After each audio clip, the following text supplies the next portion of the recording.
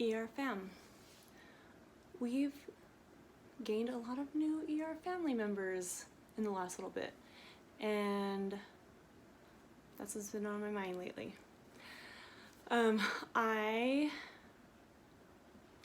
To search out an ER position in the year of 2021 takes a special breed. Thank you. Thank you for joining our family. It hasn't always been like this. Hopefully it gets back to whatever. You've been on my mind because I was thinking back to when I started in the ER. I had been a nurse for 11 years, an ER nurse, a charge nurse no less. Like, I knew some things, but don't worry. On one of my first night shifts, Livy Venuti Steed was training me, and I did something real dumb. And she asked me, "Have you been a nurse? How long have you been a nurse?" And I said, "I've been a nurse for 11 years. And she followed up with, "Have you worked that whole time?" And I had.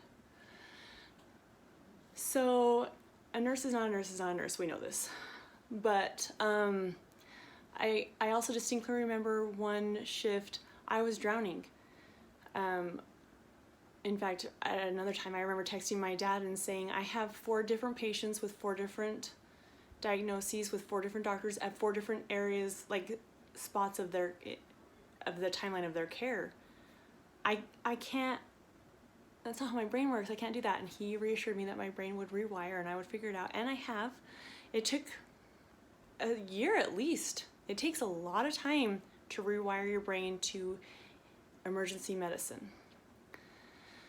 But I remember looking at these 3 nurses that were pros. They were chilling, chit-chatting, and I remember thinking, can you not see that I am drowning? They couldn't, and I unfortunately wasn't brave enough to say, "I'm drowning up in here." So, to our new family members, I want to encourage you, if you find yourself just internally thinking, "Oh my gosh, I'm in trouble. Oh, I'm behind. I'm drowning."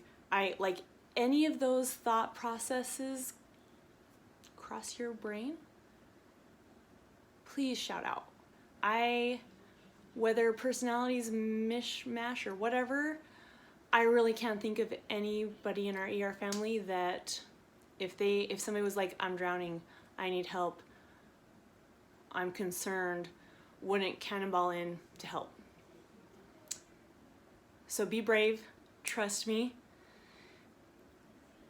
If you find yourself just like, "Oh man, I'm behind," I'm thinking, just anybody, tech, nurse, whoever, we all want to help, and we all got your back. I was hired in infusion oncology a couple months ago, and I went there for 3 hours and quickly realized that it wasn't a match. So I'm staying in the ER, but it was really humbling to be in a position of not knowing anything again.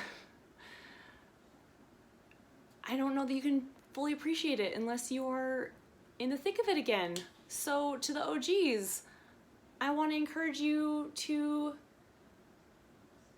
reach out, be mindful, don't ask, "What can I do to help?"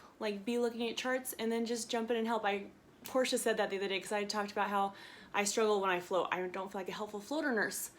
Portia's like, "I don't even ask for help anymore. I just do the thing. I just do it." So I think it's been rolling around in my head. I think it's valuable advice. Anyway, that's what I'm thinking of in the emotion corner this week.